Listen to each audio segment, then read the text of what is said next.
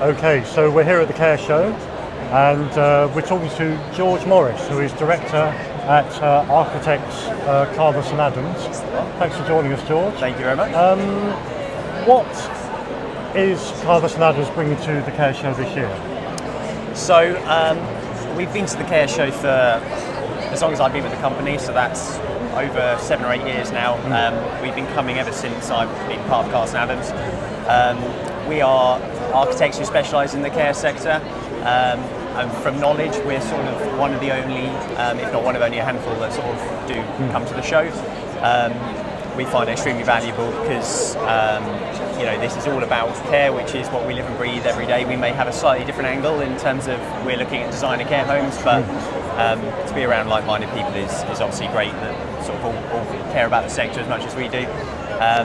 We have our stand that's usually, we like to, as architects, bring something a little bit different. So this year we've got a Lego care home.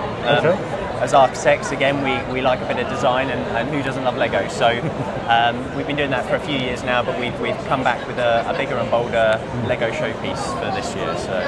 Perfect. So who is it you like to chat to at these sort of events? Is it providers or other suppliers? Who is it you're hoping to meet with? Yeah, it's a bit of both really. Obviously when you walk around the show there's an awful lot of suppliers of different technologies, which is always really great as architects to understand what's going into homes these days and how they can be utilised in our designs. But ultimately from our point of view we love to speak to the operators and the providers, and just to understand what their aspirations are and whether there's any opportunities for us to support in that. So we see it's twofold. One, obviously we want to speak to the providers, but actually there's a lot of learning for us as architects as well in this room. So yeah, we come at it from different angles, but all good. So when it comes to providers, and what they're sort of looking at, what they're looking to do, are they looking more at sort of refurbs, or is it new builds, or a mix of the two? Yeah, it's a really hot topic at the minute, I think.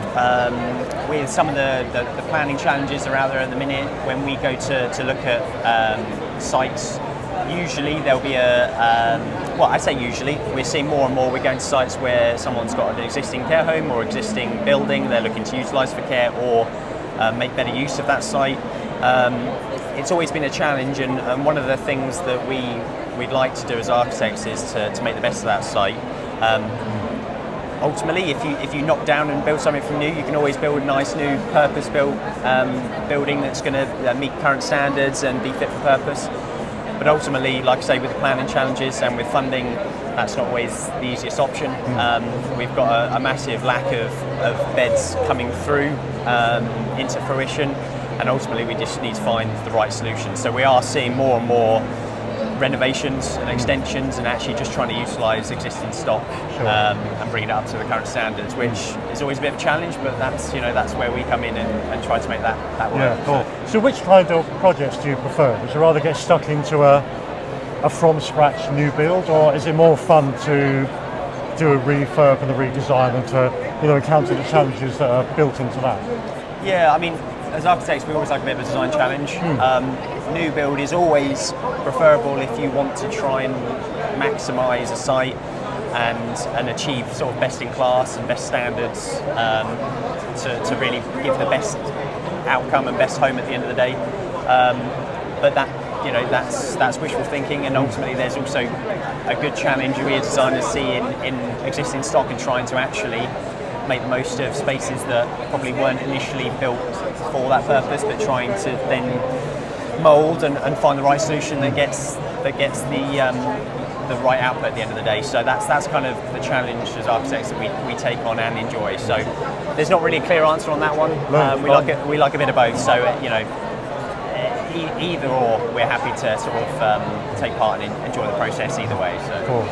Perfect. And finally, in terms of planning regulations,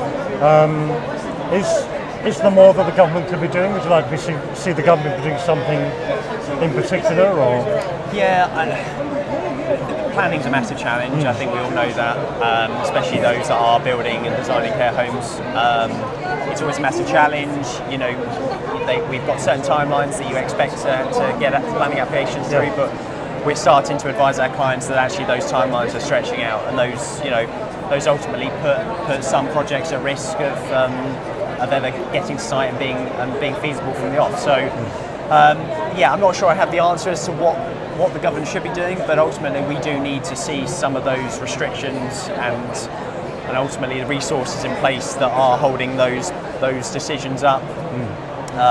What the answer is, I don't know, but as architects, we'd love to see that become far slicker and far easier to try and get things through, because ultimately, as I say, we've got a massive shortage of beds coming through the system at the minute, and unfortunately, I think planning certainly isn't aiding that, even if you know.